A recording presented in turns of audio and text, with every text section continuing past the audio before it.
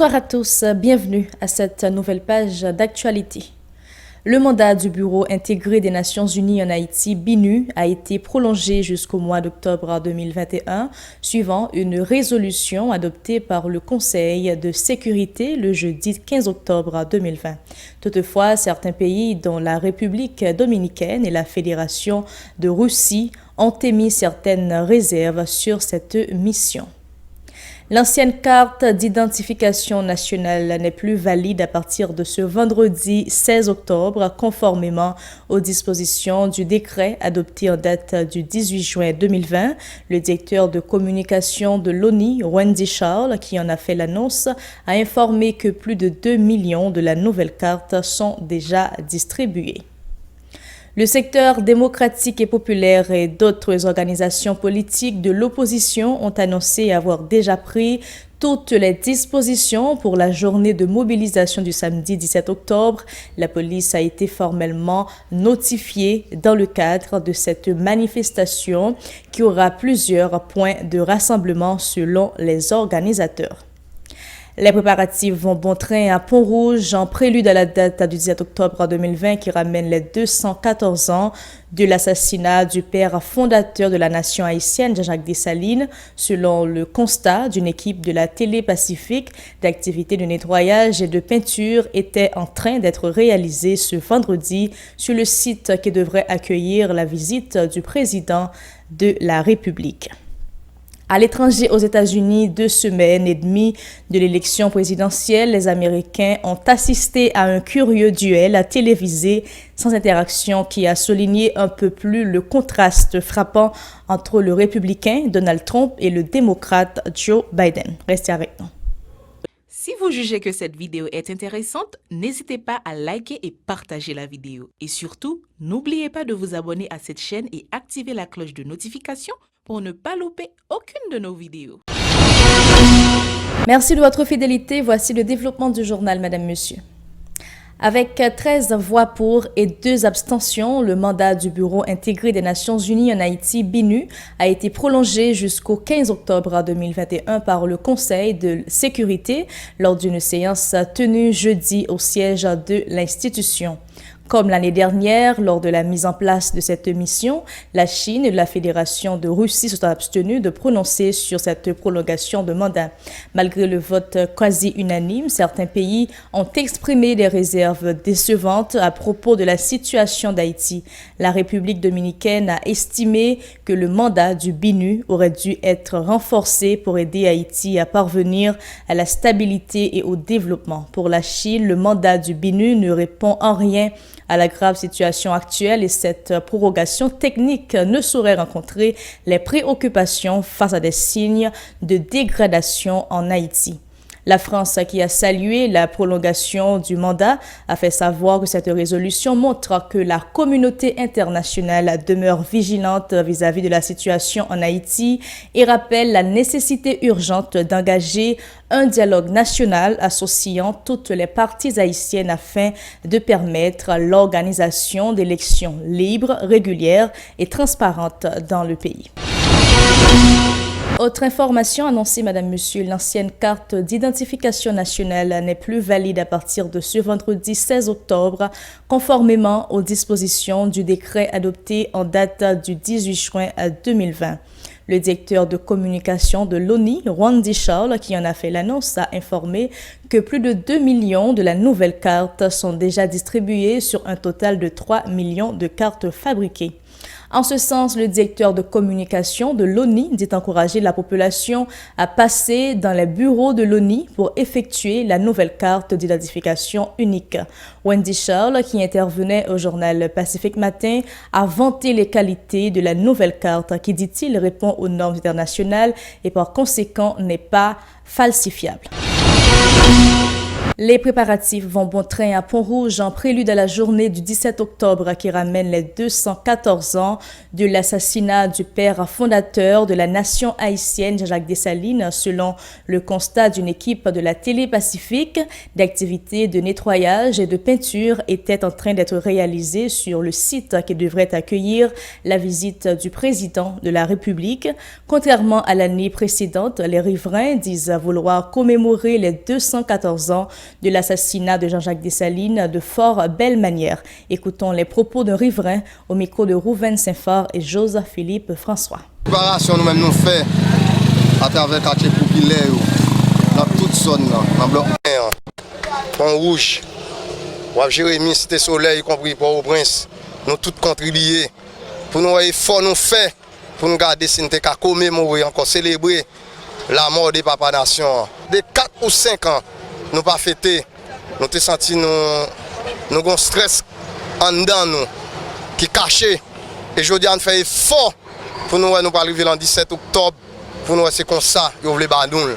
Nous faisons effort, regardez comment toute l'autre zone où il y a un problème, regardez pour Pont-Rouge, la Saline, Cité Soleil, Bayosef là. Nous avons près de 15 jours là, à faire préparation. Là même camper, même pas sur votre passer là tellement de fatra, débris. Où est là où paraît là, il faut arrêter ça gros. Pour l'effort que nous faisons pour nous recevoir le président. Mais à nos jours là, nous avons une nouvelle si que le président vient déposer, j'aime fleur. Nous travaillons, nous préparons pour ça. Quelles soient les conditions difficiles, je appelle ça immédiat pour le tendre s'il allait loin. Pour le attendre, il dit n'attendre. Demain, s'il pas venir là, et t'as même besoin de rester là encore. Parce que nous avons préparé là pour lui sur la fête là. Il faut que le président vienne tout. Et nous besoin, le message nous besoin pour lui. Nous n'avons pas besoin de voir la télévision, la radio parler, dans la presse écrite pour nous dire ça. C'est vis-à-vis, il faut que le président vienne là tout d'abord. Le porte-parole du secteur démocratique populaire a déclaré que tout est fait prêt pour la manifestation prévue pour le 17 octobre dans les rues de la capitale haïtienne, de concert avec d'autres organisations politiques dans le MOPOD, l'UNO et Femmes Voyants. Maître Michel précise que l'objectif n'a pas changé, obtenir le départ de l'équipe au pouvoir. La police nationale d'Haïti a déjà été notifiée du parcours de la mobilisation, a souligné l'avocat militant. Maître Michel André au micro de Wesley Bernard Jean-Baptiste et David Mercius. Moi capable de dire dans le moment où on a parlé là, toute disposition prend pour que journée mobilisation 17 octobre 2021, c'est une journée de mobilisation nationale. C'est-à-dire, ce n'est pas seulement dans Port-au-Prince, la population a mobilisé, mais la population a mobilisé dans l'autre département. Que ce soit au Gonaï, pour Saint-Marc, tout feedback qui rejoint nous fait nous comprendre que toute disposition déjà prend. Pour la ville d'Ecaille et le département du Sud, toute disposition déjà prend. Matin, Jacques Mel, je suppose une conférence de presse pour annoncer parcours manifestation à bien pour faire Jacques Mel là. C'est la même chose pour Léogane, c'est le même bagaille là pour Tigouave, c'est le même bagaille là pour Respect. Alors, c'est clair, demain, nous avons bien une journée de mobilisation nationale. Tout préparatif fait. Et pour Port-au-Prince, depuis pratiquement 4 jours, nous signifions à la police la notification constitutionnelle que nous sommes obligés de faire, parce que c'est la loi, c'est la Constitution, et nous signifions à la police les lieux de rassemblement de la manifestation de la zone métropolitaine, et nous voyons à la police également le parcours de cette manifestation. C'est une mobilisation pour nous rejeter toute forme de répression politique, toute forme de répression syndicale. C'est une journée de mobilisation pour nous supporter les revendications policières qui ont exigé de meilleures conditions de travail. C'est une mobilisation pour nous supporter les revendications professeurs qui ont bataille pour de meilleures conditions de travail. Étudiants, maintenant, Jovenel Moïse avec barbecue, parce que moi, monsieur, ça est tellement à l'aise, les a parlé, ils parlent ensemble. Jovenel parle le même jour, monsieur parle le même jour à tout. Bref, il y a dégagé, mais de toute façon, nous avons sous béton pour nous manifester. La population a pris responsabilité. La police a sous place pour garantir l'ordre public. Plusieurs chauffeurs de Pétionville expriment leur désaccord avec la décision du ministère des Affaires sociales de fixer les prix du transport en commun de la zone métropolitaine de Port-au-Prince. Ces chauffeurs disent que la réduction effectuée dans les prix du diesel et de la gasoline est trop minime, car, estiment-ils, les prix des pièces de voiture ont considérablement augmenté. En ce sens, ils demandent à l'État de prendre des mesures urgentes qui plairont toutes les parties concernées. Écoutons certains d'entre eux au micro de Moïse Saint-Éloi et de Régard Noël. L'État dit qu'on ça retirer 5 gouttes au prix gaz et puis on dit qu'on ça pour descendre machine. Bon, passager on connaît depuis l'État un gâteau là il déjà dit qu'on ça que un gaz descend. Ou qu'on passager yo même nous pas besoin qu'on aucun retomber yo même seul problème qui yo gain gaz descend que machine descend mais on seul bagage qui yo rend yo compte yo connaît machine là il fonctionne simplement avec gaz et quand il s'agit que prix machine nan non pas seulement pour le descendre non pas de problème mais faut regarder tout pièce machine nan yo vend à un prix exorbitant faut que vous regardez ça nous prend même quantité monde mais prix machine nan nous obligé descendre nous parce que nous pas ka goumer avec monde l'état mette nous pour nous goumer ensemble avec monde mais nous même nous pas décider goumer avec passager parce que pièce machine yo pas descendre pas gagne descendre si l'état choisi fixer pour machine nan mais machine nan pas fonctionner à gaz simplement et pas ça prix mondial pour l'état t'a fait premièrement ça pour l'état fait c'est aller gens marqué gens la machine dans tout côté aller dans tout parce que regarder qui prix yo te kon vendre et qui prix à vendre qu'on parce que comme la descend yo toujours que même comme là bon pour descendre pour gaz moi santé li c'est pas comme yo tiré parce que yo pas le remettre là va le mettre sans quantité va le mettre sur lui ton batterie dans 800 $ qu'on a sur 2000 combien $ pas acheter en batterie que qu'on a acheté un calule les comme là 60 gouttes ou qu'on a acheté un calule 35 $, qu'on y a calule là 90 $. Ministère commerce pendant que l'a dit qu'on ça que on sait des prix bas descendre est-ce qu'elle allait pour voir comment nèg yo importer marchandises yo et comment yo vendre yo est-ce que yo garder pour yo ça parce que nèg yo vini vendre gens capable gens yo vle mais pas grand monde qui jamais faire aucune intervention. De leur côté, les passagers applaudissent la décision du MAEST, arguant que les chauffeurs n'ont jamais respecté les prix du transport en commun depuis la levée de l'état d'urgence imposé à cause de la pandémie de Covid-19. Ces passagers croient important que l'État fixe aussi la quantité de passagers à transporter en vue d'éviter le surnombre dans les machines de transport public. On écoute. Le manager qui a chargé la machine, il juste mis 4 personnes par bas et puis il touche 25 gouttes. Et puis au cours de route, il prend le monde. Est-ce que vous comprenez? Mais par contre, avec le prix que l'État a essayé de fixer, c'est un plus bon bagage que l'État essaie de faire juste pour éviter l'altercation avec autres passagers et chauffeurs. Donc c'est ça, où ça veut dire, c'est vrai. Une messe de requiem en mémoire des victimes de massacres et les multiples cas d'assassinat a été chantée à l'initiative de l'organisation dénommée Chemin Délivrance Haïti en étroite collaboration avec le collectif des anciens députés de l'opposition. La célébration eucharistique a été réalisée ce vendredi 16 octobre 2020 à l'église Altagrace à Delma. Dans son nommé de circonstance, le célébrant a recommandé à tout le monde de se laisser guider par l'amour. Steven Jean-François et Joseph-Philippe François ont recueilli ces propos. Dans l'évangile, Jésus exhortait partisans pour ne pas suivre les pharisiens parce que c'est un bon hypocrite. C'est un bon bluffeur. Bonjour par la vérité. Frère, c'est seulement les nous vivons dans la vérité. Nous avons dit nous c'est petit bon Dieu, tout bon vrai. Non mais si nous faisons la vérité, nous avons libre conscience nous devant mon Dieu et devant tout le monde. Pape François rappelez-nous ça. Nous tous ces frères. Petit un seul papa qui c'est bon Dieu et puis petit un seul maman qui c'est Haïti. Comme ça, dans mi-temps nous pas de raïssance juste pour t'arriver penser où était la vie l'autre là. Le roi agit comme ça. Ça t'avait dit ni ou même ni monde qui t'a voyé faire ça yo ni toute famille après te faire gros roche sous terre. T'as semblé, ou même, ni famille, ni amis, nous tout le monde qui t'a voulu faire ça, que nous prêté pour nous jouir toute richesse jusqu'à ce que Jésus-Christ retourne. à la belle Satabelle. Célis Carjean, Élysée et l'ancien député Abel Descollines ont également pris part à cette cérémonie religieuse en mémoire des victimes. Selon eux, il est important d'honorer la mémoire des victimes et trouver l'énergie nécessaire pour continuer à mener le combat. Suivons-les. C'est Chemin Délivrance, un ensemble de regroupements d'organisations de jeunes qui a boumé dans la rue et qui croient que je dis, et vraie bataille là, c'est jeunes de pour faire parce que c'est nous qui avons intérêt là-dedans. Donc chaque temps, on a des batailles toujours faites, bataille cassée, bataille faite, bataille cassée.